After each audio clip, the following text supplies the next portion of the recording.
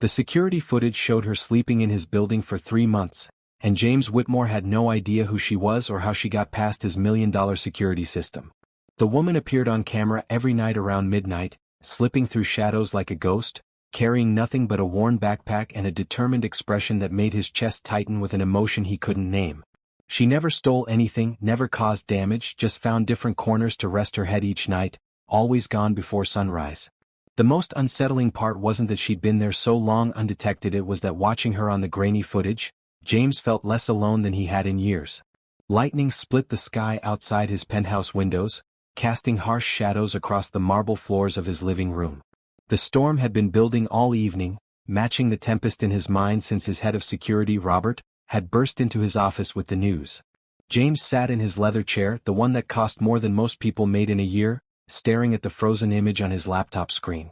The woman couldn't be more than 30, with dark skin and expressive eyes that seemed to look directly through the camera into his soul. "How is this possible?" he had asked Robert earlier, his voice barely controlled.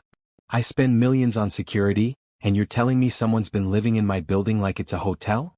Robert had shifted uncomfortably, his usual confidence shaken. "Sir, she's incredibly smart about it. She never uses the same entrance twice, never stays in the same spot. She knows our patrol schedules somehow. And..." He paused, looking embarrassed. "She's been leaving the spaces cleaner than she found them." That detail had hit James like a physical blow. Even homeless and desperate, this woman had more dignity than most of the people in his social circle. The rain hammered against his windows now, each drop feeling like an accusation. Here he was, sitting in luxury that could house 100 people, while she slept on concrete floors in an empty building. James had built Whitmore Technologies from nothing, turning a small software startup into a billion-dollar empire. At 35, he was one of the youngest billionaires in the country, with more money than he could spend in 10 lifetimes. He owned 3 homes, drove cars worth more than houses, and could buy anything his heart desired. The problem was, his heart didn't seem to desire anything anymore. The penthouse felt like a museum tonight, all cold perfection and sterile beauty. The art on his walls was worth millions, chosen by an interior designer he'd never met. The kitchen, which could serve a restaurant, remained mostly unused except by his housekeeper. Even his bedroom, with its imported Italian furniture and Egyptian cotton sheets, felt like sleeping in a showroom. His phone buzzed with another message from his assistant about tomorrow's board meeting. The company was thriving, stock prices soaring, but James felt like he was drowning in his own success. Every day brought the same routine. Wake up alone, eat breakfast prepared by someone else, attend meetings where people agreed with everything he said whether he was right or wrong, come home to silence. The woman in the footage had disrupted that routine just by existing. She'd been so close, just a few blocks away, while he'd been going through the motions of living. James found himself wondering what had brought her to his building. What was her story? Where had she come from? The questions circled in his mind like the storm outside. He rewound the footage to the clearest shot of her face. There was something about her eyes that suggested intelligence, a spark that homelessness hadn't extinguished. She wasn't just surviving, she was strategizing, adapting, thinking several steps ahead. The way she moved through the building showed careful planning and respect for the space, even as she used it without permission. James had never been curious about individual people before. His world was full of networking events and charity galas where he wrote checks and made small talk, but he'd never actually wondered about someone's inner life. This woman, whose name he didn't even know, had managed to intrigue him more than anyone had in years. The storm intensified, shaking even his reinforced windows. Weather reports predicted it would last through the night, possibly into tomorrow. James thought about the woman somewhere out there in this weather, probably seeking shelter wherever she could find it. The building where she'd been staying was scheduled for demolition next month, which meant she'd been living on borrowed time anyway. He closed the laptop and walked to his floor-to-ceiling windows, looking out at the city lights blurred by rain. Somewhere in that maze of streets and shadows, she was probably cold and wet and scared. The thought bothered him more than it should have. He'd written plenty of checks to homeless shelters over the years, but it had always been abstract charity, tax-deductible compassion that kept the reality at arm's length. This was different. This was personal, though he couldn't explain why. Maybe it was because she'd been so close to his world without him knowing. Maybe it was because she'd managed to do something hundreds of employees and security experts couldn't: surprise him. Or maybe it was simply that in a life surrounded by people who wanted something from him, she'd asked for nothing except a safe place to sleep. James made a decision that would have shocked anyone who knew him. Tomorrow he wasn't going to send security to remove her or call the police. He was going to find her himself. He was going to ask her the questions that were keeping him awake, starting with the most important one. What did she need? The thunder rolled across the city like applause, as if the universe approved of his plan. For the first time in months, James Whitmore felt truly awake. The abandoned building smelled like dust and old dreams, with rain leaking through broken windows to pool on concrete floors that hadn't seen maintenance in years. James stood in the loading dock doorway, water dripping from his expensive coat, realizing he had no idea what he was actually going to say to the woman who'd been living in his property. The storm had passed, leaving behind the clean scent of washed air and his own nervous energy. He'd spent the morning pacing his penthouse, then his office, driving his assistant crazy with canceled meetings and rescheduled calls. By afternoon he couldn't concentrate on anything except the image of intelligent eyes staring out from security footage. Finally, he told Robert he was handling the situation personally, ignoring the man's protests about safety and protocol. Now, standing in the dim light filtering through grimy windows, James questioned his impulse. The building felt different during the day, larger, more hollow, filled with echoes of whatever business had once thrived here. His footsteps sounded too loud on the concrete as he made his way deeper inside, following the path he'd memorized from hours of watching security footage. "I know you're here," he called out, his voice bouncing off empty walls. "I'm not security and I'm not calling the police. I just want to talk." Silence answered him, but not the empty silence of a truly vacant building. This silence had weight to it, the tension of someone holding their breath and hoping not to be found. James stopped walking and tried again. "My name is James Whitmore. This is my building technically, but I'm not here to kick you out. I'm here because..." He paused, realizing he didn't have a good explanation for his presence that wouldn't sound crazy or condescending. "Because I've been watching you on security cameras for 3 months, and I think you might be the most interesting person I've never met." A soft laugh echoed from somewhere above him, followed by the sound of footsteps on metal stairs. James looked up to see her descending from what had once been an office mezzanine, moving with the careful grace of someone who'd learned to navigate uncertain terrain. In person, she was smaller than the cameras had made her appear, but there was nothing diminished about her presence. She wore layers of clothing that had clearly been chosen for warmth rather than fashion, but she carried herself with a dignity that expensive clothes couldn't buy. "Interesting," she said, stopping at the bottom of the stairs but maintaining several feet of distance between them. "That's not usually the word people use for someone like me." Her voice had a slight rasp to it, probably from too many cold nights, but it was educated, articulate. Most people prefer unfortunate, or tragic, or just problem to be solved. James found himself staring, not at her circumstances but at her face. The intelligence he'd sensed in the footage was even more apparent in person, along with something else, a wariness that spoke of hard-earned survival skills. "I'm not most people," he said, then immediately felt foolish for such an obvious statement. "No," she agreed, looking him up and down with frank assessment. "Most people don't wear $1,000 coats to meet homeless women in abandoned buildings. Most people send security guards or social workers or police officers. Most people don't show up themselves." She tilted her head, studying him like he was a puzzle she was trying to solve. "So what are you, James Whitmore, who owns buildings but doesn't evict squatters?" The question hit him harder than it should have. What was he, exactly? Rich, successful, lonely, curious? None of those seemed like adequate answers. "I'm someone who's been living in a penthouse for 5 years and just realized I don't know anyone well enough to have a real conversation with them." Something shifted in her expression, a softening around the edges that suggested his honesty had surprised her. "That's either very sad or very honest," she said. "Maybe both." "What's your name?" James asked, taking a small step forward. She didn't retreat, which felt like progress. "Luna," she said after a moment's hesitation. "And before you ask, yes, like the moon. My mother was a romantic." Her tone suggested there was more to that story, but James didn't push. "Luna." He tested the name, finding it suited her somehow. "How long have you been homeless?" "Straight to the point," Luna said with another laugh, this one sharper. "Most people dance around that question for 20 minutes before they get brave enough to ask." She moved to a pile of clean cardboard that had clearly served as bedding, sitting cross-legged with practiced ease. 2 years, 4 months, 16 days. But who's counting? James remained standing, unsure of the protocol for this situation. "Do you mind if I ask what happened?" "Everyone asks what happened," Luna said, looking up at him with those arresting eyes. They want to know if it was drugs or mental illness or just bad choices, because that would make it easier to understand. File me under cautionary tale, and move on with their day. I don't want to file you anywhere, James said quietly. I want to understand who you are. Luna studied him for a long moment, as if trying to determine whether he was genuine or just exceptionally good at seeming that way. Finally she shrugged. I was a writer. Had a book deal, small apartment, thought I was on my way to something bigger. Then my editor at the publishing house decided to plagiarize my work and publish it under his own name. When I tried to prove it was mine, his word carried more weight than mine did. Lost the deal, got blacklisted, couldn't afford rent. Turns out the literary world is smaller and more vindictive than you'd think. The casual way she delivered such a devastating summary made James's chest tighten with anger on her behalf. That's fraud. You could have sued. With what money?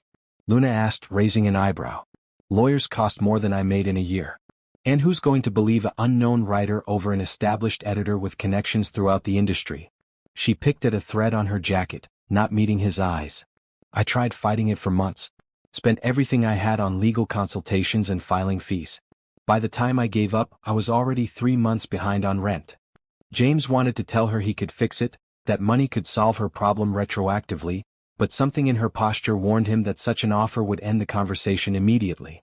Instead he asked, Do you still write? Hard to write without paper or a computer or a place to keep anything you've written, Luna said, but there was longing in her voice that suggested the desire was still there. I compose stories in my head sometimes when it's quiet. Tell them to myself like bedtime stories. What kind of stories?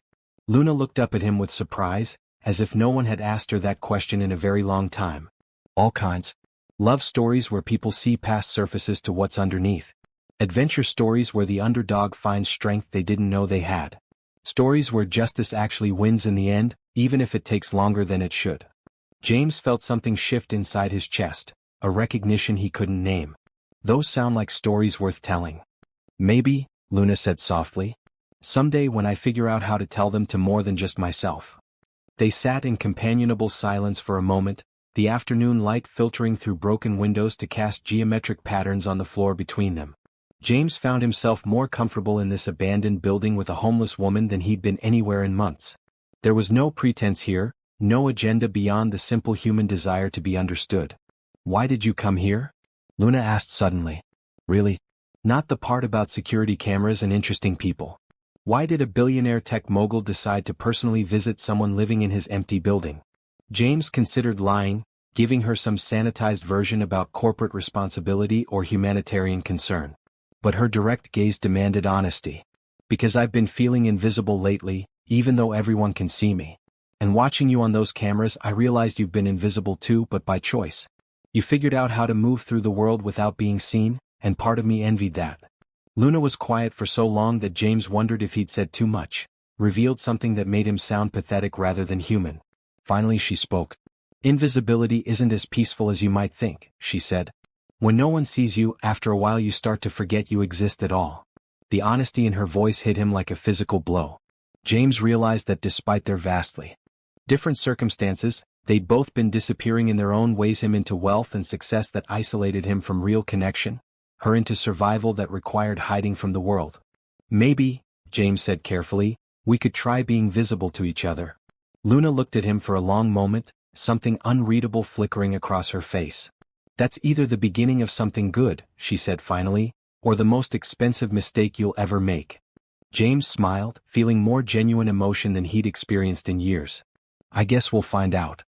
The storm that had been threatening all afternoon finally broke as James and Luna sat talking in the abandoned building, rain drumming against broken windows with increasing intensity. What started as scattered drops quickly became a downpour that turned the dim afternoon light even darker and sent water cascading through gaps in the roof that Luna had clearly learned to avoid.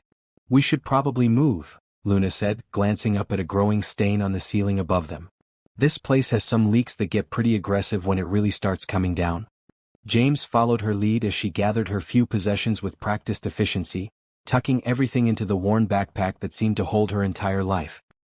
He noticed how carefully she folded even the pieces of cardboard she'd been using as bedding, as if they were valuable linens rather than discarded packaging.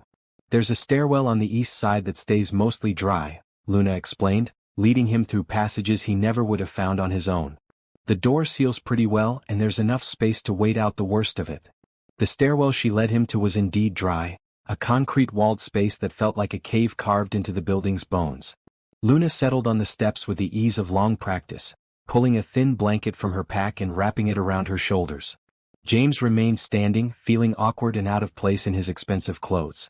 "You can sit," Luna said with amusement. "The concrete won't hurt your suit any more than standing in a condemned building already has." James sat on the step below her, close enough to continue their conversation but far enough to maintain the careful distance she seemed to prefer.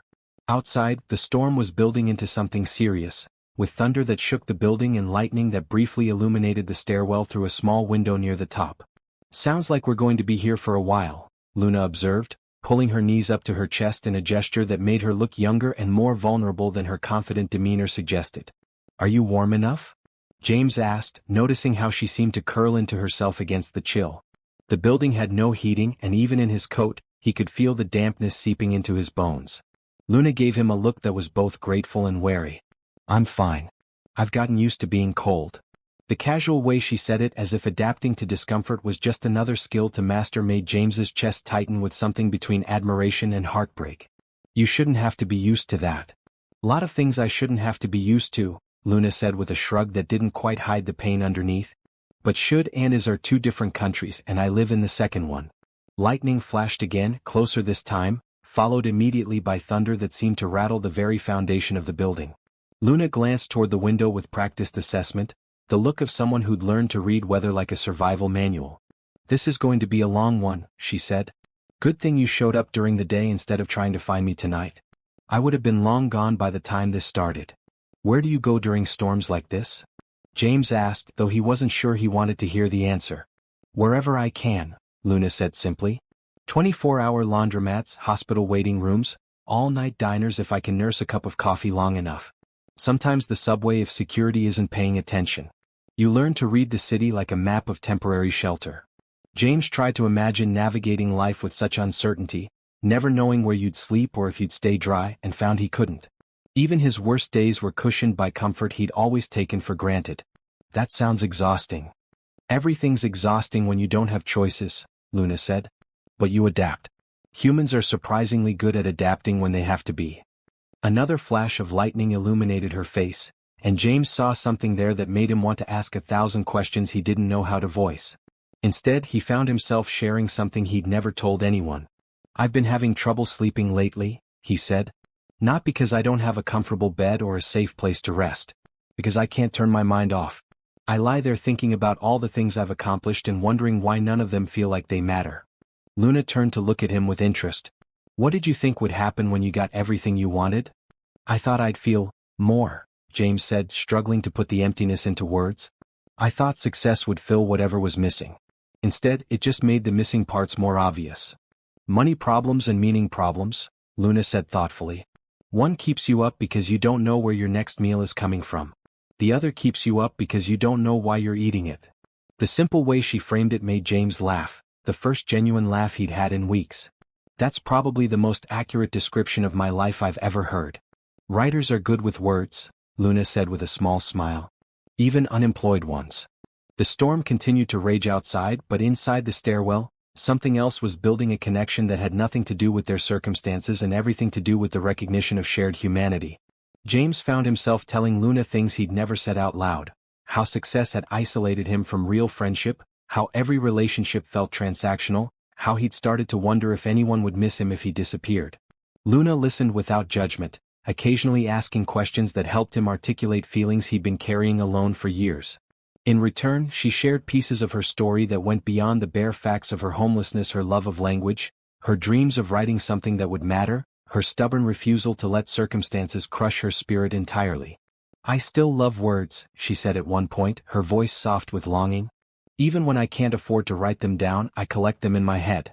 Beautiful words, funny words, words that sound like what they mean. It's like keeping a garden that no one can take away from you." "What's your favorite word?" James asked. Luna considered this seriously. "Serendipity. The idea that beautiful things can happen by accident, that the universe sometimes arranges surprises that are better than anything you could have planned. Like meeting someone in an abandoned building during a storm?"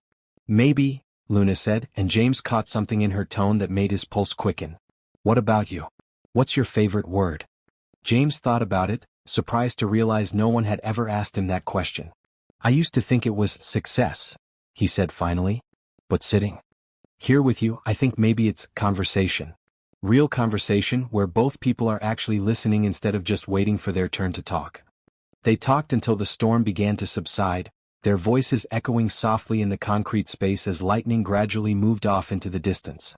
James learned that Luna had grown up in a small town where everyone knew everyone else's business, that she'd always been the girl with her nose in a book, that she'd come to the city with dreams as big as her talent and no understanding of how cruel the world could be to dreamers. Luna learned that James had built his company to prove something to a father who died before seeing his success, that wealth had become a wall between him and authentic connection, that he'd never learned how to want things that couldn't be bought. As the last of the thunder faded into the distance, James realized something had shifted between them. The careful distance Luna had maintained had softened into something warmer, and the loneliness he'd carried for so long felt lighter somehow. The storm's passing, Luna observed, listening to the gentler sound of rain against windows. Yeah, James said, though he was reluctant to leave this unexpected sanctuary they'd created together. Luna, can I ask you something? You've been asking me things all evening, she pointed out with a smile. This is different.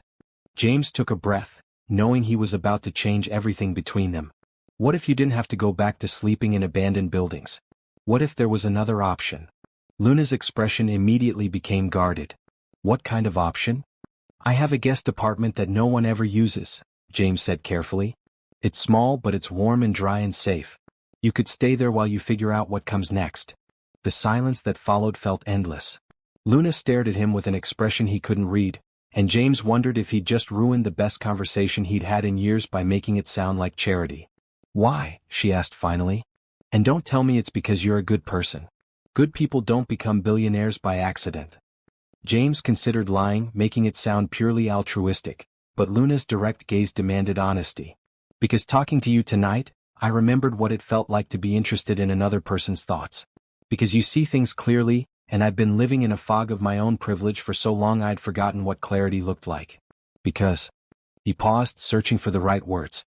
Because I think we could help each other figure out how to be visible again. Luna was quiet for a long time, her fingers playing with the edge of her blanket as she considered his offer. Finally, she looked up at him with something that might have been hope. I can't pay rent, she said. I'm not asking you to. I don't have references or credit or any of the things landlords usually want. I'm not a landlord. I'm just someone with extra space and a growing suspicion that sharing it might benefit both of us. Luna studied his face as if trying to read his intentions written there. What happens when you get bored of having a pet homeless person to make you feel better about yourself? The blunt question should have offended him, but James recognized the self-protection in it. What happens when you decide I'm too broken by wealth to be worth saving? That surprised a laugh out of her. Fair point. She was quiet for another moment, then nodded slowly. Okay, James Whitmore. I'll try your guest apartment. But I have conditions. Name them. This isn't charity. If I stay, I contribute something. I clean, I cook, I help somehow. I won't be anyone's good deed. Agreed. And if either of us decides this isn't working, no hard feelings. I go back to my life, you go back to yours, and we pretend this conversation never happened. James extended his hand. Deal.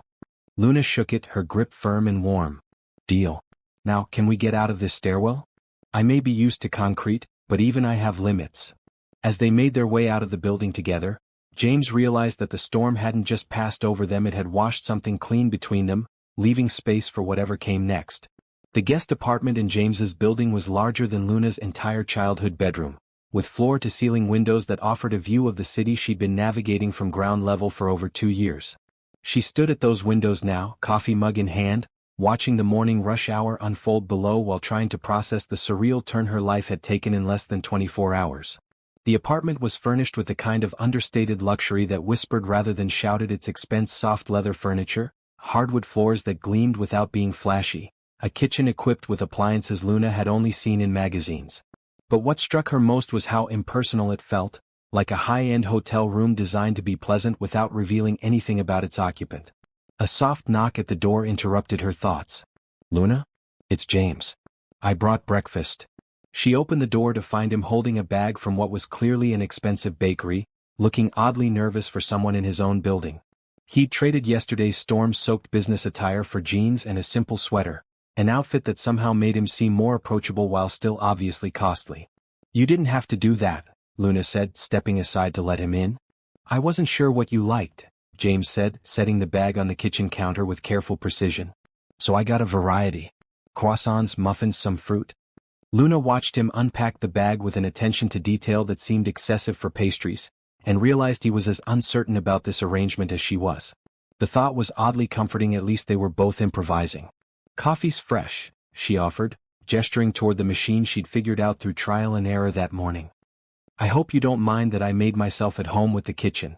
"That's what it's for," James said, accepting the mug she poured for him. "How did you sleep?" The question was simple, but Luna heard the genuine concern underneath it. "Better than I have in months," she admitted. "Turns out not wondering if you're going to be safe makes a difference in sleep quality." "Who knew?" James's expression darkened slightly at the reminder of what her life had been like, but he didn't push for details. Instead, he selected a blueberry muffin from the bag and took a seat at the small dining table. "I was thinking about what you said yesterday. About contributing something if you stayed here."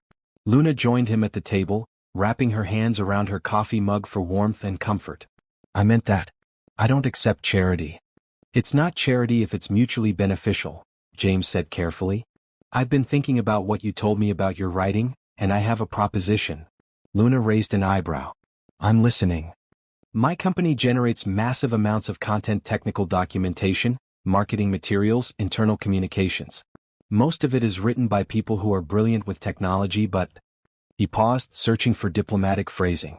"But write like they learned English from computer manuals?" Luna suggested with a smile.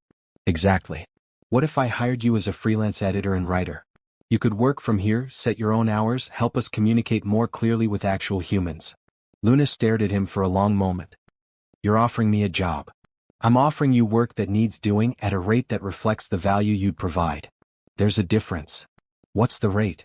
Luna asked, though she was already mentally calculating how long it would take to save enough for first month's rent and deposit on a place of her own. James named a figure that made Luna nearly choke on her coffee. That's more than I made at my publishing job." "Good writing is valuable," James said simply. "Most companies just don't realize how much they need it until they find someone who can actually do it well." Luna set down her mug and studied James's face, looking for signs of pity or condescension. She found only sincerity and what might have been hope. "Why are you doing this?" "Honestly?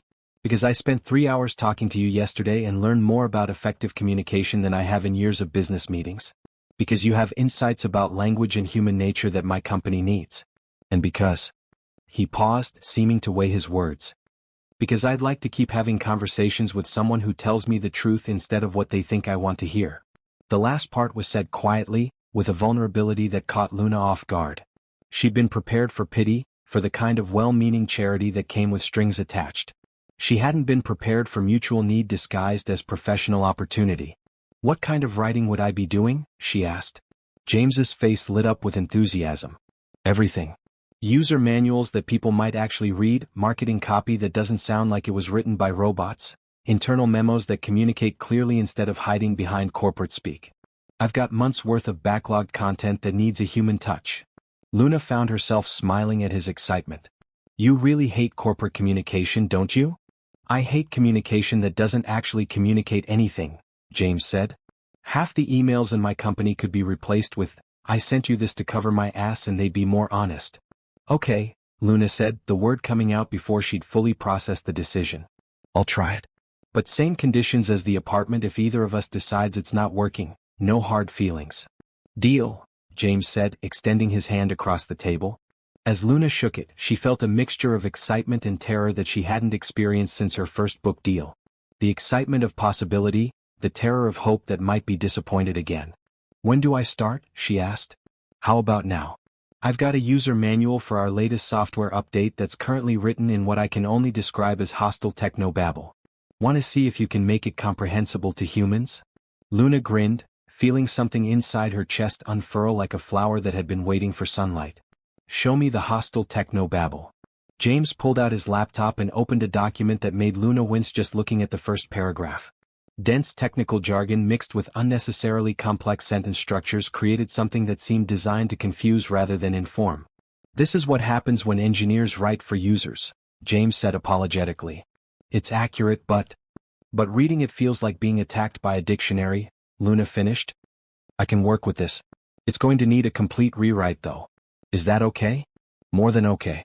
Make it as human as you want." Luna spent the next 2 hours completely absorbed in the work, breaking down complex technical concepts into clear, accessible language.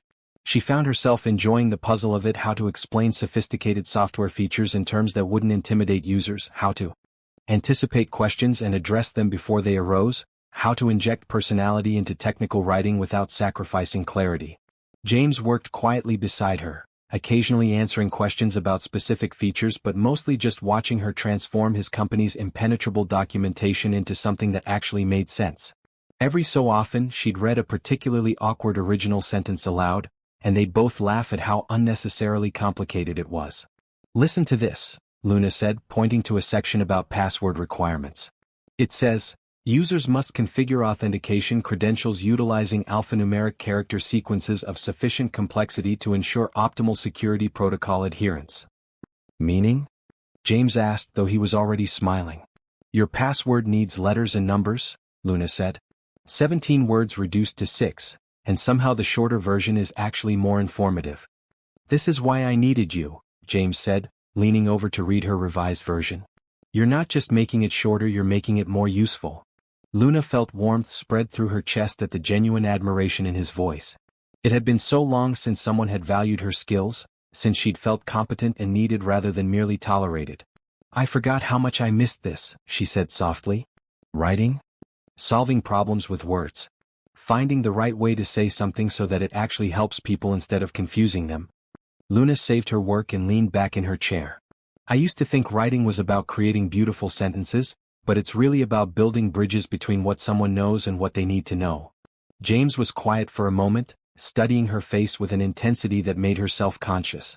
"What?" she asked. "I was just thinking about what you said yesterday about composing stories in your head. Do you still do that?" Luna felt her cheeks warm. "Sometimes. It's hard not to when you spend a lot of time alone with your thoughts." "What kind of story would you tell about this?" James gestured between them, encompassing the apartment, the work spread across the table, the strange circumstances that had brought them together. "This?" Luna considered the question seriously. "I think I'd write about two people who were both lost in different ways, and how they found each other by accident. I'd make it a story about how sometimes the best things happen when you stop trying to control everything and just let life surprise you." "What would happen to them?" James asked. "In your story?" Luna met his eyes, seeing something there that made her pulse quicken. "I don't know yet," she said honestly. "I'm still figuring out how this one ends." The moment stretched between them, charged with possibility and the growing awareness that their relationship was evolving beyond the practical arrangement they'd agreed to. Luna felt the urge to retreat into safer territory, to remind them both of the boundaries they'd established, but something in James's expression stopped her. "Luna," he said quietly, "I want you to know that this," he gestured toward the laptop and the work they'd been doing, "isn't just about giving you something to do. The work you've done this morning is genuinely excellent. You have a gift for making complex things accessible, and that's valuable regardless of how we met." Luna felt tears prick at her eyes, unexpected and unwelcome. It had been so long since someone had seen her as more than her circumstances, since she'd felt valuable for her mind rather than pitted for her situation. "Thank you," she managed. "I have another confession," James said, his voice careful. "I've been thinking about what you said about visibility, about how being invisible made you start to forget you existed. I realized I've been doing the same thing just from the opposite direction. I've been so visible that I forgot who I actually was underneath all the success and expectations." Luna nodded, understanding more than he probably realized. "It's hard to be yourself when everyone else has decided who you should be." "Exactly. But talking to you, working with you today, I feel like myself again. Like the person I was before I had to be the CEO or the billionaire or the success story. Just James." Luna reached across the table and covered his hand with hers, a gesture that surprised them both with its naturalness. "I like just James," she said softly. They sat like that for a moment, hands touching across the table covered with work that had brought them together in unexpected ways. Luna felt something shifting inside her, walls she'd built for protection beginning to lower in the face of genuine connection. "I should probably get back to work," James said eventually, though he made no move to pull his hand away. "I have a meeting at 3 and I should review the material beforehand." "Of course," Luna said, reluctantly withdrawing her hand. "I'll keep working on this manual. How do you want me to send you the finished sections?" "Email is fine. I'll set you up with a company account." James paused at the door, turning back with something that looked like nervousness. "Luna? Would you like to have dinner together tonight? I could cook or we could order something. I'd like to continue our conversation." Luna felt her heart skip in a way that had nothing to do with gratitude and everything to do with the growing attraction she'd been trying to ignore. "I'd like that," she said. "But I should warn you I'm a pretty good cook myself. If you're going to feed me, you'd better bring your A game." James's face broke into a grin that transformed his entire expression. "Challenge accepted. How do you feel about Italian food?" "I feel like you're about to find out whether your money can buy good taste in restaurants," Luna said with a smile. "Actually," James said, "I was thinking of cooking it myself. I may be rusty, but I used to be pretty decent in the kitchen before I got used to having everything done for me." Luna felt another piece of her carefully constructed distance crumble. The image of James cooking dinner for her, choosing to do something personal and hands-on rather than ordering from the most expensive restaurant in the city, was unexpectedly touching. "Then I'll definitely be there," she said. "What time? 7? I'll need time to remember how to actually cook instead of just reheating things my housekeeper prepared." After James left, Luna sat in the quiet apartment, staring at the laptop screen full of her work. For the first time in over 2 years, she had a job that used her skills, a safe place to sleep, and the beginning of what might be a real friendship. More than that, she had hope not just for survival, but for the possibility of building something meaningful from the wreckage of her old life. She opened a new document and began typing, not corporate communications this time, but the beginning of a story about a woman who learned that sometimes losing everything was the only way to find what she really needed. The words flowed like water after a drought, filling the screen with possibility and the promise of more to come. The kitchen in James's penthouse smelled like garlic and fresh herbs, a warm lived-in scent that seemed foreign in the usually pristine space. Luna found him standing at the stove, sleeves rolled up and a dish towel tucked into his belt, stirring something in a large pan with the focused concentration of someone who was out of practice but determined to succeed. "Smells amazing," Luna said, setting down the bottle of wine she'd brought, a modest bottle that had cost her more than she'd spent on food in weeks, but seemed important for reasons she couldn't fully articulate. James looked up with a smile that was equal parts pleased and nervous. "I'm not sure amazing is the right word yet, but it's definitely edible. I think I may have gotten a little ambitious with the recipe." Luna moved to peer over his shoulder at the pan, where chicken simmered in a sauce that looked and smelled like it belonged in a good restaurant. "This is ambitious? What do you call simple?" "Takeout," James admitted with a laugh. "I've been living on prepared meals and restaurant food for so long that I forgot how much work actual cooking is. But also how satisfying it is to make something yourself." Luna watched him work, noting the careful attention he paid to timing and seasoning, the way he tasted and adjusted the sauce with the patience of someone who genuinely cared about the outcome. It was a different side of him than the confident businessman she'd first met, more vulnerable and human. "Can I help with anything?" she asked. "The salad needs dressing if you don't mind. There's olive oil and balsamic in the pantry, and I think there's some lemon in the fridge." Luna found herself moving comfortably around the kitchen, locating ingredients and whisking together a simple vinaigrette while James finished the chicken. They worked in companionable silence, occasionally bumping into each other in the narrow space between counter and stove, each contact bringing a small jolt of awareness that Luna tried to ignore. "So," James said as they sat down to eat, "how was your first day as a corporate communications consultant?" Luna took a bite of the chicken, surprised by how good it actually was. "Better than I expected. I finished the user manual and started on that marketing copy you sent over. I have to ask who wrote the original version? Because it reads like it was translated from English into another language and then back into English by someone who'd never seen either language before." James laughed so hard he nearly choked on his wine. "That's probably not far from the truth. We hired a marketing firm last year that specialized in technical communications optimization. Apparently that means taking simple ideas and making them as complicated as possible. Well, I've simplified it back into something that might actually convince people to buy your software instead of running away screaming," Luna said. "Though I have to admit I'm curious about what the software actually does. The marketing copy was so convoluted I couldn't figure out what problem it's supposed to solve." James's expression grew more animated. It's actually pretty cool. It's designed to help small businesses manage their online presence, social media, email marketing, customer relationship management all in one platform. The idea is that a local bakery or bookstore shouldn't need a computer science degree to connect with their customers online. Luna paused with her fork halfway to her mouth. That's actually brilliant. Small businesses need that kind of tool, but most of them can't afford to hire experts to manage their digital presence. Exactly. But somehow our marketing team made it sound like enterprise-level software that requires a PhD to operate. I've been wondering why our sales numbers don't match the enthusiasm we get from people who actually use the product. It's a communication problem, Luna said, her mind already working through possibilities. You're not speaking to your actual customers, you're speaking to people who think technology should be intimidating. But small business owners don't want to be intimidated, they want to be empowered. James leaned forward, his expression intense. How would you market it? Luna set down her fork and thought for a moment. I'd focus on the story instead of the features. Show a real bakery owner who used to spend hours trying to figure out Facebook and now has more time to bake. Show a bookstore that went from struggling to stay afloat to building a community of loyal customers. Make it about the dreams the software helps fulfill, not the technical specs it includes. That's. James shook his head with something like amazement. That's exactly what we've been missing. We've been so focused on what the software can do that we forgot to talk about why anyone would want it to do those things. Luna felt a familiar thrill of recognition, the same feeling she'd had when writing her book, the sense of understanding something important and being able to articulate it clearly. It's the same principle as the user manual. You have to meet people where they are, not where you think they should be.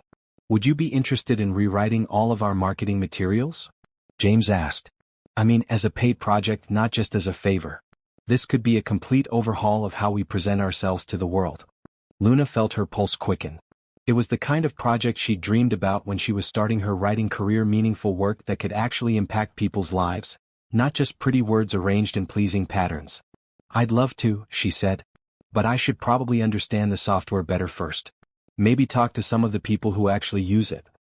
I can arrange that, James said immediately. In fact, I know a coffee shop owner who's been using our platform for about 6 months.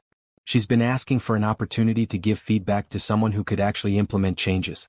Would you be interested in meeting with her?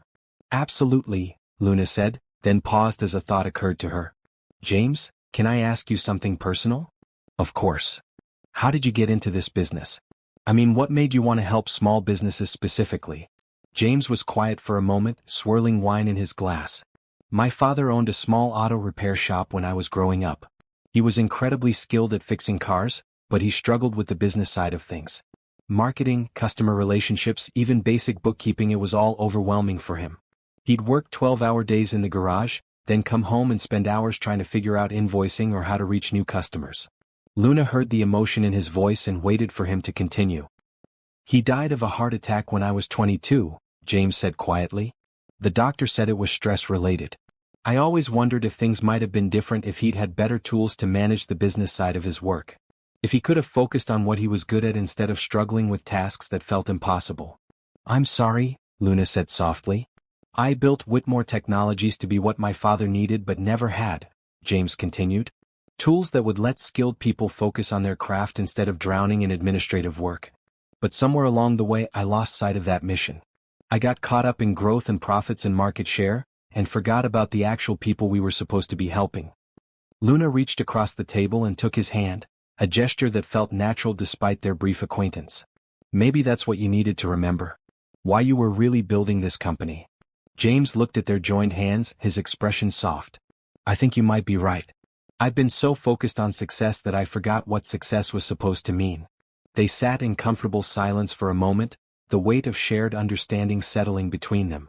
Luna felt something shifting in her chest, a warmth that had nothing to do with the wine and everything to do with the man sitting across from her. Can I tell you something? Luna said finally. About why I really became a writer? James nodded encouragingly. I grew up in a town where everyone knew everyone else's business, but nobody really knew anyone else's heart. People made assumptions about each other based on appearances or circumstances, and those assumptions became facts in their minds. I wanted to write stories that showed the complexity underneath the surface, that the quiet kid might be dealing with something profound, that the successful businessman might be desperately lonely, that the homeless woman might have wisdom that could change someone's life. James squeezed her hand gently. You're still doing that. Just not in fiction. What do you mean? You saw through my wealth to the person underneath. You understood that my company's communication problems were really about losing touch with our purpose. You're still writing stories, they're just happening in real life now. Luna felt tears prick at her eyes, unexpected and overwhelming. I hadn't thought of it that way. Maybe that's your gift, James said. Not just putting words together, but seeing the truth in situations and helping other people see it too. Luna looked at him across the table, this man who had appeared in her life like an answer to a question she hadn't known how to ask. He was offering her more than work or shelter, he was offering her a chance to remember who she was before circumstances had forced her to become someone else. James, she said carefully, I need to ask you something and I need you to be honest with me. Always. Is this real? This job, this apartment, this? She gestured between them, whatever this is between us? Or am I some kind of project for you, a way to feel better about having more money than you know what to do with? James was quiet for a long moment, his expression serious. It's real, he said finally. More real than anything I've experienced in years. But I understand why you'd question it. I've been asking myself the same thing, whether I'm helping you because I genuinely care about you, or because helping you makes me feel like a better person. Luna appreciated his honesty, even as it made her heart race with uncertainty. I think, James continued, that it started as something that made me feel better about myself. But it's become something else. It's become about genuinely caring what happens to you, about wanting to see you succeed, not because it reflects well on me, but because you deserve to succeed. Because you're talented and kind and insightful, and the world is better when people like you get to share their gifts. Luna felt something loosen in her chest, a knot of suspicion and self-protection that had been wound tight for years. Okay, she said simply. Okay. Okay, I believe you. And I believe this is real. Luna took a deep breath. Because I care about what happens to you too. I care about whether you remember why you built your company. I care about whether you find your way back to feeling like success means something. And that's not because you're paying me or housing me, it's because you're a good person who got lost in his own achievements. James smiled, and Luna saw relief and something deeper in his expression. So what do we do now? Now, Luna said, we figure out how to build something together. Starting with your marketing materials and ending with, well, I guess we'll see where it ends. James raised his wine glass. To seeing where it ends. Luna clinked her glass against his, feeling for the first time in years that she was exactly where she was supposed to be. The coffee shop was exactly the kind of place Luna had imagined when James talked about small businesses needing better tools, warm, inviting, with mismatched furniture and local art covering the walls. The owner, Maria Santos, was a woman in her 40s with graying hair pulled back in a practical ponytail and eyes that lit up when she talked about her business. I opened this place 3 years ago, Maria explained, setting down steaming mugs of coffee that smelled like heaven. I'd been working corporate jobs for 20 years, saving every penny, dreaming of having my own space where people could come together over good coffee and real conversation. Luna sipped her coffee and glanced around the busy shop, noting the comfortable mix of customers, students with laptops, business people in suits, elderly couples sharing newspapers, young mothers with strollers. It seems like you've created exactly what you wanted. I have, Maria said with a smile. But it almost didn't happen. The first year was brutal. I knew how to make coffee and create a welcoming environment, but I had no idea how to reach customers who weren't already walking by my door.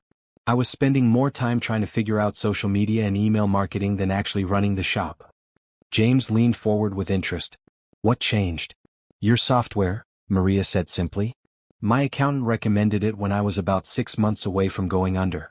I was skeptical at first. I tried other programs that promised to simplify online marketing, but they were either too complicated or too basic to be useful. Luna pulled out her notebook, genuinely curious about Maria's experience. What made the difference? It understood what I actually needed, Maria said. I didn't need to become a marketing expert. I needed tools that would let me stay connected with my customers without taking time away from running the shop. The software handles my social media posts, sends out newsletters about new menu items and events, and tracks which customers are interested in what kinds of offerings. Can you give me a specific example? Luna asked. Maria's face lit up. Last month, I wanted to start a weekly poetry reading night. In the old days, I would have put up a flyer and hoped for the best. With the software, I was able to send targeted emails to customers who had previously attended other events, post about it on social media with scheduling that reached people at optimal times, and even create a simple RSVP system so I knew how many people to expect. And did it work?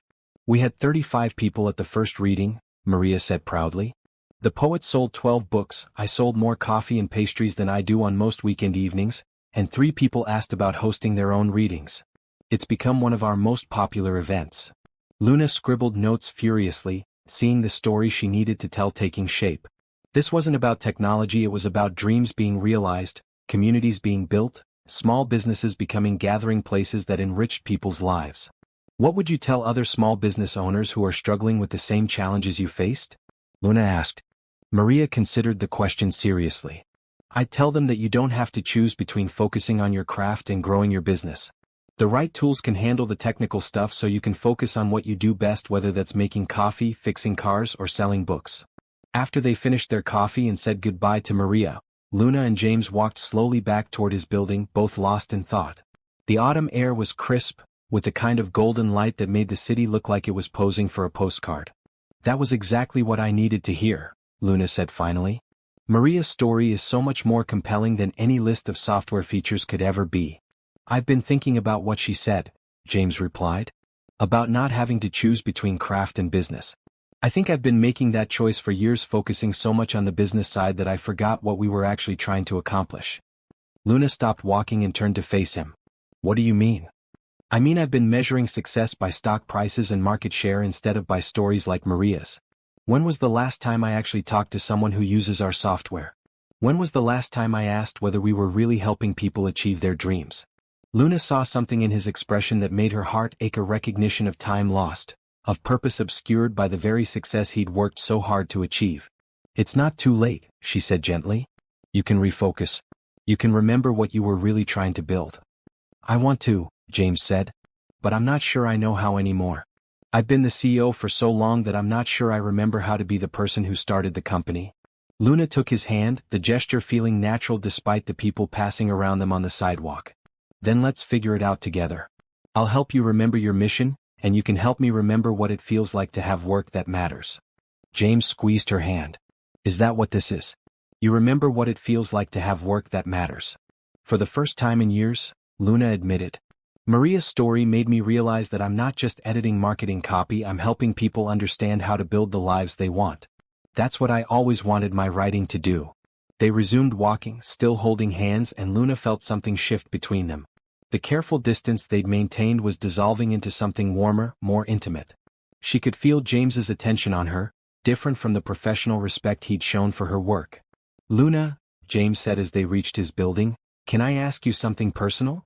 You've been asking me personal things since we met, Luna pointed out with a smile. This is different. James stopped walking and turned to face her fully. I've been trying to figure out how to say this without sounding presumptuous or making you feel uncomfortable. Luna felt her pulse quicken. Just say it. I think I'm falling for you, James said quietly. Not because you're grateful for my help and not because helping you makes me feel like a better person. I'm falling for your intelligence, your insight, the way you see through surface things to what's really underneath. I'm falling for your strength and your kindness and the way you make me remember who I wanted to be. Luna felt her breath catch. She'd been aware of the growing attraction between them, but hearing him voice it made it real in a way that was both thrilling and terrifying. James, she said carefully, I need you to understand something. I haven't been in a relationship since before I became homeless.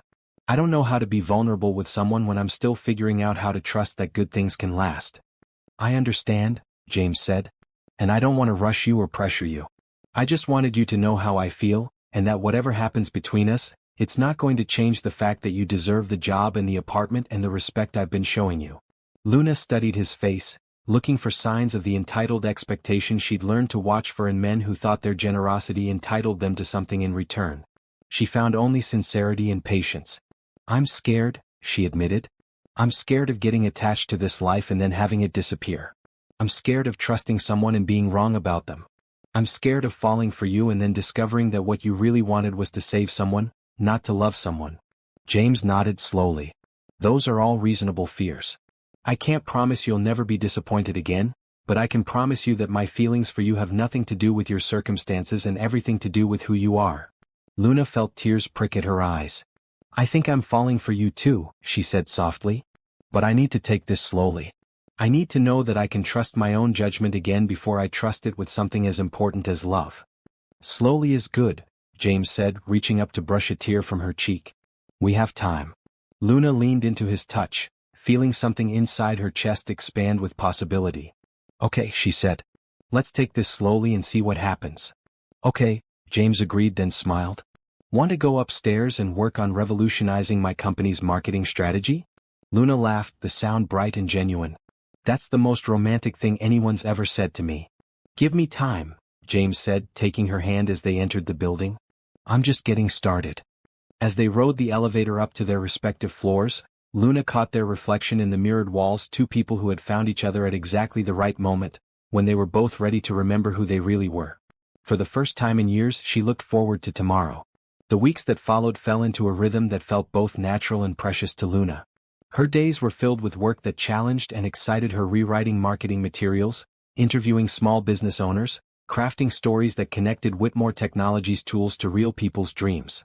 Her evenings were spent with James, cooking dinner together, talking about everything and nothing, slowly building the foundation of something that felt solid and real. Tonight, James had surprised her by suggesting they walk to a nearby park instead of staying in for dinner. The October air was crisp enough to require jackets, and the trees were showing off their autumn colors like nature's own marketing campaign. I have something to tell you, James said as they settled on a bench overlooking a small pond where ducks paddled in lazy circles. Luna felt her stomach tighten with familiar anxiety. Good things ending, she'd learned, often began with someone having something to tell you. What is it? The board meeting is next week, James said. I'm going to present the new marketing strategy you've been developing. If they approve it, and I think they will, it's going to mean a complete overhaul of how we present ourselves to the world. Luna relaxed slightly. Work news, not personal news. That's exciting. Are you nervous? Terrified, James admitted with a laugh. But also more excited about the company than I've been in years. You've helped me remember what we're really trying to accomplish. You remembered it yourself, Luna said. I just helped you articulate it. James turned to face her on the bench, his expression serious. Luna, I need you to know that whatever happens with the board meeting, your job is secure. Even if they hate the new direction, even if they decide to go back to the old way of doing things, I want you to keep working with us. You're the best writer I've ever worked with, and more than that, you understand what we're trying to achieve. Luna felt warmth spread through her chest at his words. Do you think they'll approve it? I think they'll approve it because it's going to make us more money, James said. The early feedback from customers has been incredible. Maria's coffee shop has become a case study that our sales team is already using. We've got 3 other small businesses asking to be featured in our marketing materials because they want to share their success stories. That's wonderful, Luna said, genuinely pleased. There's nothing more powerful than real people talking about real results. Which brings me to the other thing I wanted to tell you, James said, and Luna heard something different in his tone. I've been thinking about what you said about taking things slowly between us. Luna felt her pulse quicken. And I think I've been falling for you a little more every day, James said quietly. Not just your work, not just your intelligence, but you. The way you hum while you're editing. The way you get excited about finding the perfect word. The way you listen to people's stories like they're the most important thing in the world. Luna felt her breath catch. James? I know we agreed to take things slowly, James continued, but I wanted you to know that my feelings for you aren't going anywhere. I'm not going to get bored or change my mind or decide I was just going through a phase. What I feel for you is real and it's growing stronger. Luna looked at him sitting beside her in the golden afternoon light, this man who had appeared in her life like an answer to prayers she hadn't known how to pray. I need to tell you something too, she said. James waited, his expression patient but hopeful. I've been falling for you too, Luna admitted. And it scares me because I don't have experience with relationships that work.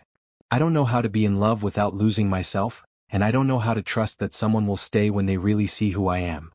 Who are you? James asked gently. Luna thought about the question, realizing she'd been defining herself by her circumstances for so long that she'd almost forgotten there was a person underneath them. I'm someone who believes in happy endings even though I've seen very few of them. I'm someone who thinks words can change the world if you use them right.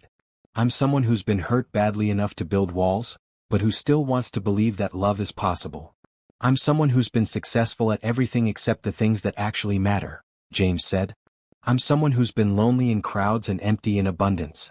I'm someone who's been waiting his whole life for a conversation that feels like coming home. Luna felt tears prick at her eyes. Is that what this feels like to you? Coming home. Every time I see you, James said simply. Every time we talk, every time you smile at something I've said, every time you challenge me to be better than I was yesterday. You feel like home. Luna reached for his hand, intertwining their fingers. You feel like possibility to me. Like the future I thought I'd lost when everything fell apart. James brought their joined hands to his lips, pressing a soft kiss to her knuckles. Luna, I know we agreed to take things slowly, but I need to ask you something. What? Would you be my date to the board meeting next week? I know it sounds like the most boring date in the history of dating, but I want you there when I present the work we've done together. I want the board to meet the person who's been helping me remember what this company is really about. Luna felt a mixture of excitement and terror. Meeting James's board of directors felt like stepping into his world in a way that would make their relationship public, official, real in a way that couldn't be undone. What would I wear? She asked, then immediately felt silly for such a practical concern. James smiled. Whatever makes you feel confident and comfortable. Though if you want to go shopping for something new, I'd be happy to. No, Luna said quickly. I appreciate the offer, but I need to handle that myself. I have money now from the work I've been doing. I can buy my own dress. James nodded, understanding the importance of her independence. Of course. I just want you to know that the offer stands if you change your mind. Luna squeezed his hand. I'll be your date to the board meeting. But I have one condition. Name it. Afterwards, regardless of how it goes, I want you to take me somewhere that isn't fancy or expensive. I want to go somewhere that feels like us, not like the CEO of Whitmore Technologies and his date. James grinned. I know exactly the place. There's a little diner about 20 minutes from here that serves the best pie in the city. It's nothing fancy, but the owner makes you feel like family from the moment you walk in. Perfect, Luna said. That sounds perfect. As they sat watching the ducks and holding hands in the fading light, Luna felt something settle inside her chest, a sense of rightness, of being exactly where she was supposed to be with exactly the right person. The future still felt uncertain, full of questions and possibilities, but for the first time in years, uncertain felt like an adventure rather than a threat. James, she said softly. Yeah. I think I'm ready to stop taking things slowly. James turned to look at her, hope and joy spreading across his face. Are you sure? I'm sure, Luna said and meant it. I'm sure that what I feel for you is real. I'm sure that you see me for who I am, not just what I've been through. I'm sure that I want to find out what happens when two people who were lost decide to build something together. James leaned closer, his voice soft. Can I kiss you? Luna felt her heart race as she nodded. Yes. The kiss was gentle, tentative, full of the promise of everything they were building together. When they broke apart, Luna felt like she was glowing from the inside out. So, James said, his forehead resting against hers, what happens now? Luna smiled, feeling lighter than she had in years. Now we figure out how to be together. Really together. I like the sound of that, James said, kissing her softly once more before they stood to walk home together, hands intertwined and hearts full of possibility. The morning of the board meeting dawned gray and drizzly, the kind of weather that made Luna grateful for the warm apartment and the steaming cup of coffee James had brought her. She stood in front of the full-length mirror in her bedroom, smoothing the lines of the navy blue dress she'd bought specifically for today, professional but not severe, elegant but not trying too hard. You look beautiful, James said from the doorway, and Luna saw in his reflection that he meant it. I look terrified, Luna corrected, though she was pleased with how the dress fit. You look like someone who's about to help revolutionize a company's entire approach to communication, James said, moving to stand behind her. You look like someone who belongs in that boardroom. Luna leaned back against his chest, drawing comfort from his presence. What if they hate the new strategy?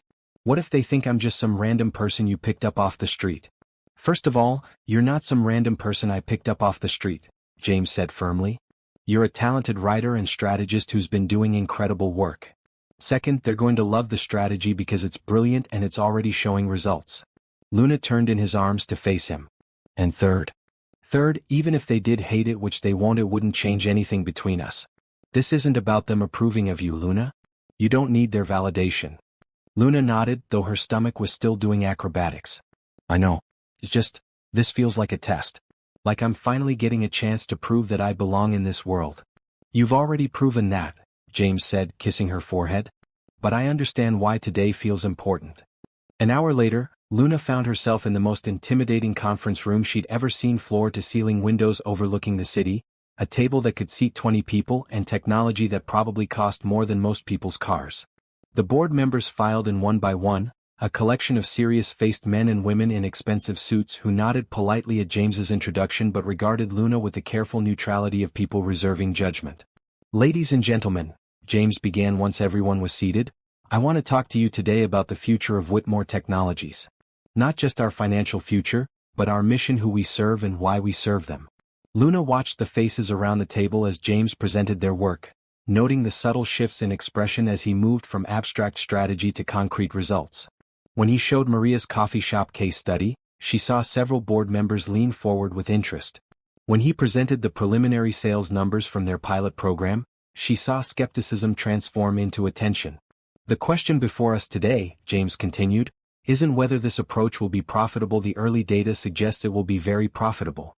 The question is whether we're ready to embrace a fundamental shift in how we see ourselves. Are we a technology company that serves businesses, or are we a company that helps people achieve their dreams using technology?" Board member Patricia Chen raised her hand. "This is all very inspiring, James, but what are the actual metrics? How do we measure success with this touchy-feely approach?" James nodded to Luna, and she felt her pulse spike as all eyes turned to her. "Customer retention is up 37% among businesses that received our new onboarding materials," Luna said, proud that her voice remained steady. "Support ticket volume is down 23% because our new documentation actually helps people solve problems themselves. And customer satisfaction scores have increased by 41%. More importantly," Luna continued, gaining confidence, "we're seeing increased customer advocacy. People are recommending our software to other business owners because they understand what it can do for them. Word-of-mouth referrals are up 60%. Board member Robert Kim looked intrigued. "What's driving that increase in advocacy?" "Stories," Luna said simply. "We stopped talking about features and started talking about outcomes. We stopped presenting ourselves as a software company and started presenting ourselves as partners in our customers' success." Patricia Chin leaned forward. "Can you give us a specific example?" Luna pulled up the presentation slide showing Maria's coffee shop. 6 months ago, Maria Santos was 6 months away from closing her coffee shop because she couldn't figure out how to reach new customers. Today, she's hosting weekly events that bring in new revenue and build community. She's not just a customer anymore, she's a success story that inspires other small business owners. And she's singing our praises to every entrepreneur she meets, added board member David Park. "I actually heard about this case study from my wife, who heard about it from a friend who attended one of those poetry readings." The mood in the room shifted, and Luna felt the board's skepticism giving way to genuine interest. James caught her eye and smiled, and she felt a surge of pride in what they'd accomplished together. Board member Jennifer Walsh spoke up. "This is impressive work, but I have to ask, what happens when the novelty wears off? How do we maintain this level of customer engagement long-term?" "We keep listening," Luna said. "We keep learning from our customers and adapting our approach based on what they need. The strategy isn't static, it's responsive." James picked up the thread. "Which brings me to my final point. This isn't just about changing our marketing materials. This is about changing our culture. I want to propose that we establish a customer story initiative, with Luna as the director. Her job would be to continuously gather feedback from our users, identify success stories, and help us adapt our products and messaging based on real customer needs." Luna felt her breath catch. A permanent position, a chance to build something lasting within James's company. But even as excitement surged through her, a small voice in her head whispered warnings about mixing personal and professional relationships. The board asked detailed questions for another hour, but Luna could tell they were sold. The numbers were too good to argue with, and the vision James had presented was compelling enough to get them excited about more than just quarterly profits. After the meeting ended and the board members filed out with approving nods and promises to vote within the week, Luna found herself alone with James in the conference room. "That was incredible," James said, pulling her into his arms. "You were incredible. Did you see their faces when you presented those retention numbers?" Luna laughed, feeling giddy with relief and accomplishment. "I can't believe they're actually going to approve it." "I can," James said. "You gave them everything they needed, proof that doing the right thing is also the profitable thing." Luna felt a question forming that she wasn't sure she wanted to ask. "James, about the director position. What about it? Is that something you've been planning, or did you just think of it in the moment?" James paused and Luna saw something shift in his expression. "I've been thinking about it for weeks," he admitted. "But I wanted to wait until after the board meeting to discuss it with you. I didn't want you to feel pressured to say yes just to ensure the strategy got approved." Luna appreciated his thoughtfulness, but the practical side of her brain was already working through the implications. "What happens to us if I become your employee? Officially, I mean." "What do you mean?" "I mean office relationships are complicated. Power dynamics, potential conflicts of interest. What happens if things don't work out between us personally?" James was quiet for a moment, clearly thinking through issues he hadn't fully considered. "You're right. There would be complications." "I want the job," Luna said quickly. "I want to keep doing this work and I want to do it with your company. But I need to know that we've thought through all the potential problems." "What would make you feel comfortable?" Luna considered the question. "Clear boundaries between work and personal life. My performance evaluations should be based on results, not on our relationship. And if things don't work out between us romantically, it can't affect my job security." "Done," James said immediately. "We can put all of that in writing if it would help." Luna felt a weight lift from her shoulders. "That would help." James took her hands in his expression serious. "Luna, I need you to know something. The reason I want you in this role isn't because I'm in love with you, though I am. It's because you're genuinely the best person for the job. You understand our mission better than anyone, you communicate more effectively than our entire marketing team combined, and you care about our customers in a way that can't be taught." Luna felt tears prick at her eyes. "Thank you for saying that. It's the truth." James paused then smiled. "Though I have to admit, working with someone I'm crazy about doesn't hurt." Luna laughed, feeling the last of her anxiety dissolve. "So what happens now?" "Now we celebrate," James said. "And then we go home and start planning how we're going to change the world, one small business at a time."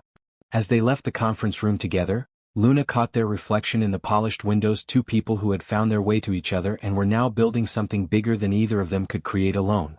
She thought about the homeless woman who had been sleeping in abandoned buildings just months ago, and marveled at how completely her life had transformed. But more than that, she thought about James's father, working alone in his auto repair shop, struggling with tasks that should have been simple. She thought about Maria, nearly losing the coffee shop that was her dream. She thought about all the small business owners out there who just needed the right tools and the right support to turn their skills into success. For the first time in her life, Luna felt like she wasn't just surviving, she was contributing to something meaningful, something that would make other people's lives better. And she was doing it with someone who saw her not as a project to be fixed, but as a partner to be valued. The future stretched ahead of them, full of possibility and purpose and love. 3 weeks after the board meeting, Luna sat in her new office, a bright space with windows overlooking the city and walls covered with success stories from Whitmore Technologies customers. The title on her door read, Director of Customer Experience, and she still felt a small thrill every time she saw it. The work was challenging and rewarding in ways she'd never imagined. Her days were filled with phone calls and video chats with small business owners across the country, each conversation revealing new insights about what people really needed from business software. She'd started a monthly newsletter featuring customer success stories, and the response had been overwhelming, both from customers who wanted to share their experiences and from prospects who were inspired by what they read. But tonight, as she prepared to leave the office for a dinner date with James, Luna found herself distracted by a conversation she'd had that afternoon with her old friend Rachel, the first person she'd contacted when she got back on her feet.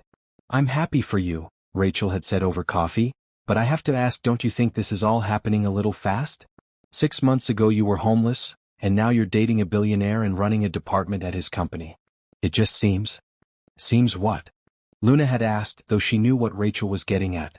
"Like a fairy tale. And fairy tales don't usually happen to real people." The comment had been bothering Luna all afternoon, not because Rachel was being malicious, but because it echoed doubts she'd been trying to ignore. Was their relationship really as solid as it felt, or was she so grateful for being rescued that she'd confused gratitude with love? "Hey," James said, appearing in her office doorway with the smile that never failed to make her heart skip. "Ready for dinner?" Luna looked at him, trying to separate the man from the circumstances that had brought them together. She saw the intelligence in his eyes that had first intrigued her, the genuine kindness that had made her trust him, the way his whole face lit up when he talked about work that mattered. She also saw the slight uncertainty in his expression as he registered her distracted mood. "Luna? Everything okay? Can we talk?" Luna said, closing her laptop and gathering her things. I mean, really talk. About us. James's expression grew serious. Of course. Do you want to go somewhere private? Your place. Absolutely. The ride to James's penthouse was quiet, both of them lost in thought. Luna found herself looking at the city passing by and thinking about all the small businesses in those buildings, the dreams being pursued, the challenges being faced, the people who just needed the right opportunity to succeed. The work she was doing felt more important than anything she'd ever done, but was that because of the work itself, or because of the man who'd given her the chance to do it? Once they were settled in James's living room with glasses of wine, Luna took a deep breath and launched into the conversation she'd been dreading. I need to ask you something, and I need you to be completely honest with me, she began. James set down his wine glass and gave her his full attention. Always. Do you think what we have is real, or do you think we're both so grateful to have found someone who understands us that we're confusing connection with love? The question hung in the air between them for a long moment. James didn't answer immediately, which Luna appreciated. It meant he was taking the question seriously instead of rushing to reassure her. I've been asking myself the same thing, James said finally. Especially after the board meeting, when I realized how much our personal and professional lives have become intertwined. Luna felt her stomach clench. And what conclusion did you reach? That it doesn't matter how we started, James said quietly. What matters is how we feel now, independent of the circumstances that brought us together. So let me ask you something. If we'd met at a coffee shop or through mutual friends, or in any normal way that people meet, would you still be attracted to me? Would you still enjoy talking to me? Would you still feel excited about building something together? Luna considered the question honestly. Yes, she said without hesitation. The things I love about you have nothing to do with your money or your success. Love how you listen when I talk, really listen, not just wait for your turn to speak. I love how passionate you get about helping small businesses succeed. I love that you're willing to admit when you're wrong and change course when you need to. And I love your intelligence, your insight, your refusal to accept injustice, James said. I love how you see possibilities where other people see problems. I love that you challenge me to be better while also accepting who I am right now. Luna felt some of the tension in her chest ease. So why does it feel complicated? Because our circumstances were complicated, James said. Because there's always going to be a part of the world that sees our story and thinks, rich man saves poor woman, instead of seeing two people who helped each other find their way. Luna nodded, grateful that he understood the external pressure she'd been feeling. My friend Rachel thinks this is all happening too fast. She's worried that I'm confusing gratitude with love. Are you? James asked gently. Luna thought about it seriously. I don't think so. The gratitude I feel toward you is separate from the love I feel for you. I'm grateful that you gave me a chance to rebuild my life, but I'm in love with the person who makes me laugh, who challenges my ideas, who makes me want to be my best self. James reached for her hand. I fell in love with you before I ever offered you a job or an apartment. I fell in love with your mind, your resilience, your way of seeing the world. Everything else, the work, the collaboration, the life we're building together, that's all grown out of love, not the other way around. Luna felt tears prick at her eyes. I believe that. I do. But I also need to know that I can succeed independently, that I'm not just good at this job because you're in love with me. You want proof that your success is your own, James said, understanding immediately. I need proof. James was quiet for a moment, then sat up straighter with the expression he got when he was solving a problem. What if we found you opportunities to prove yourself outside of Whitmore Technologies? Speaking engagements, consulting work with other companies, writing opportunities that have nothing to do with me? Luna felt a spark of excitement. Would you be okay with that? With me taking on outside work? Luna, I want you to succeed because you deserve to succeed. If that means you outgrow Whitmore Technologies someday, or if it means you become so in demand that other companies try to steal you away from us, then that's a problem I'll be proud to have. Luna felt the last of her doubts dissolve. This was what real love looked like, not just wanting to be with someone, but wanting them to become their fullest self, even if that meant taking risks or facing uncertainty. There's something else, Luna said, feeling brave enough to voice her deepest fear. What happens if we break up? I've rebuilt my entire life around you and your company. If this relationship doesn't work out, I lose everything again. James was quiet for a long moment, and Luna could see him thinking through the implications. That's a real concern, he said finally. And I think the answer is that we need to make sure you're building a life that's yours, not just a life that's connected to mine. What does that look like? It looks like you having your own savings account that I never touch. It looks like you building professional relationships that exist independently of me. It looks like you having friends and interests and goals that are entirely your own. James paused. And it looks like us having a legal agreement that protects you professionally if our personal relationship ends. Luna felt a mixture of relief and something deeper respect for a man who was willing to plan for the possibility of their relationship failing because he cared more about her security than his own comfort. You do that? Put protections for me in writing? Luna, I'd do anything to make sure you feel safe with me. Emotionally, professionally, financially, whatever it takes. Luna felt overwhelmed by the depth of his consideration for her well-being. I love you, she said suddenly. Not because you saved me, not because I'm grateful, not because you've given me opportunities. I love you because you're a good man who makes me want to be a better woman. James pulled her into his arms, holding her close. I love you too. And I promise you, whatever happens between us, you're never going to lose everything again. You're too strong, too talented, too valuable. You've built yourself back up once you could do it again if you had to. But more importantly, you'll never have to. Luna felt peace settle over her like a warm blanket. They would face challenges, navigate the complexities of mixing love and work, deal with people who didn't understand their story.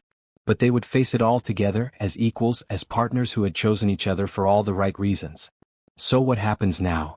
Luna asked, echoing the question that had become their refrain. Now we keep building, James said. Our careers, our company, our life together. One day at a time, one decision at a time, one dream at a time. Luna kissed him then, pouring all her love and hope and determination into the gesture. When they broke apart, she felt like she was glowing from the inside out. I have an idea, she said. What if we start a foundation? Something that helps other people who are facing the same challenges I face, people with talent and determination who just need a chance to rebuild. James's eyes lit up with excitement. That's brilliant. We could focus on providing resources for people who want to start their own businesses, or who need help transitioning back into the workforce. We could call it the Second Chances Foundation, Luna suggested. Perfect, James said. When do we start? Luna laughed, feeling more excited about the future than she ever had before. How about right now? As they sat together making plans for their foundation, their company, their life together, Luna realized that her fairy tale wasn't about being rescued by a prince. It was about two people rescuing each other, and then using their combined strength to help rescue others. That was a story worth telling. 1 year later, Luna stood at the podium of the Grand Ballroom in the Marriott, looking out at an audience of 300 small business owners, entrepreneurs, and community leaders who had gathered for the inaugural Second Chances Foundation Gala. The event had sold out within a week of tickets going on sale, with a waiting list that stretched into the hundreds. A year ago, Luna began, her voice clear and confident, I was sleeping in an abandoned building, carrying everything I owned in a backpack, wondering if I'd ever get the chance to use my skills to make a difference in the world again. She paused, scanning the audience and seeing faces that had become familiar over the past months. Maria from the coffee shop, now thriving with 3 locations. Robert Kim from the board, who had become one of the foundation's most generous supporters. Rachel, who had apologized for her doubts and was now volunteering as a mentor for the foundation's writing program. I'm not here tonight to tell you a rags to riches story, Luna continued. I'm here to tell you about something more powerful than wealth, the moment when someone sees your potential and gives you a chance to prove it to yourself. In the front row, James sat with an expression of pure pride and love that made Luna's heart skip. Beside him sat the board of directors of both Whitmore Technologies and the Second Chances Foundation, all of whom had become invested in the work they were doing. The Second Chances Foundation was born from a simple idea, that talent and determination exist everywhere, but opportunity doesn't. Tonight, I'm proud to announce that in our first year, we've helped launch 47 new businesses, provided job training to over 200 people, and created a microloan program that has already funded 36 entrepreneurs who couldn't access traditional business loans.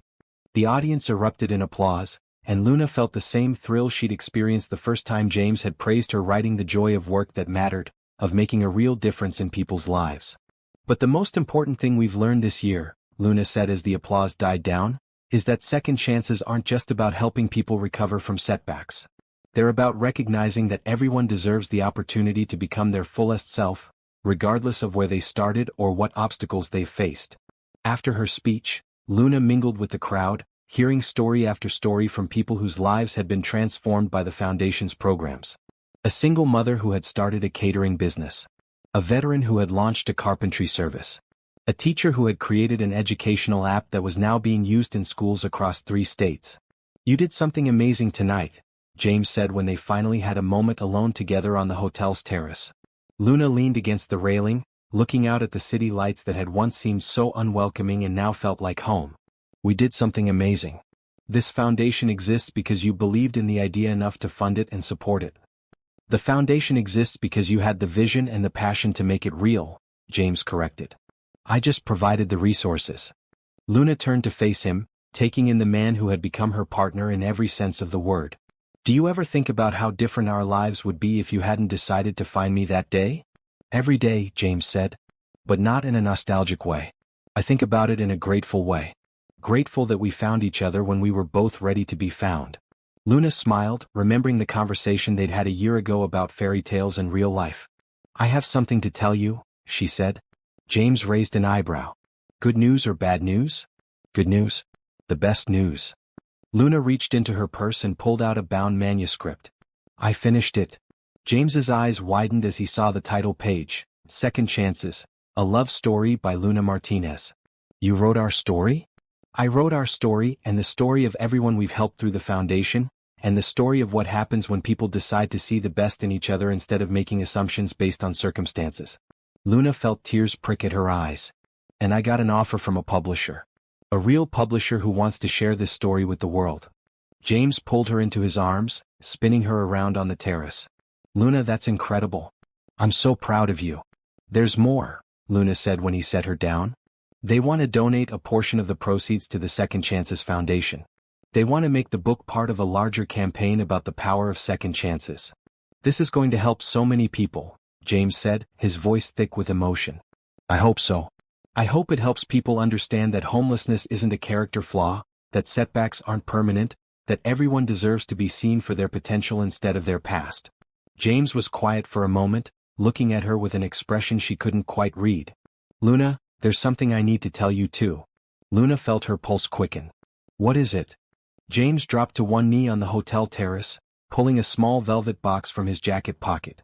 "I need to tell you that I can't imagine my life without you. I need to tell you that you've made me a better man, a better leader, a better human being.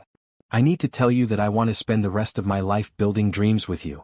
Luna felt tears streaming down her cheeks as James opened the box to reveal a ring that was elegant but not ostentatious, beautiful but not flashy, perfectly suited to who she was. "Luna Martinez," James said, his voice shaking slightly, "will you marry me?" Luna looked down at the man who had seen her potential when she couldn't see it herself, who had given her not just a second chance but a completely new life, who had become her partner in work, in love and purpose. "Yes," she said, her voice clear and certain. "Yes, I'll marry you." As James slipped the ring onto her finger and stood to kiss her, Luna thought about the woman who had been sleeping in an abandoned building just over a year ago.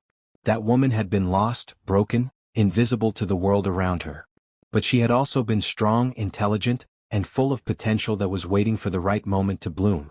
Now, standing on a hotel terrace with the man she loved, about to publish a book that could help others find their second chances, Luna realized that her story had never been about being rescued. It had been about being seen, valued, and given the opportunity to become who she was always meant to be. The city lights sparkled below them like stars, and somewhere in those buildings, Luna knew there were people facing the same challenges she had faced, carrying the same dreams she had carried. Thanks to the foundation, some of them would get the second chances they deserved. Thanks to her book, even more might find hope in her story.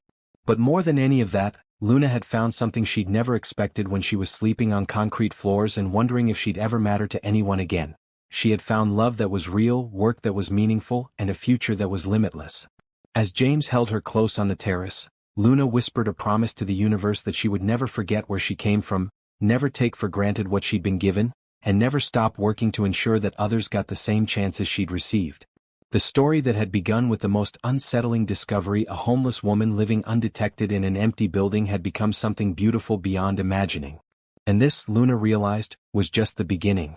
Dear listeners, thank you so much for joining Luna and James on their incredible journey from that stormy night in an abandoned building to the gala celebrating their foundation's success.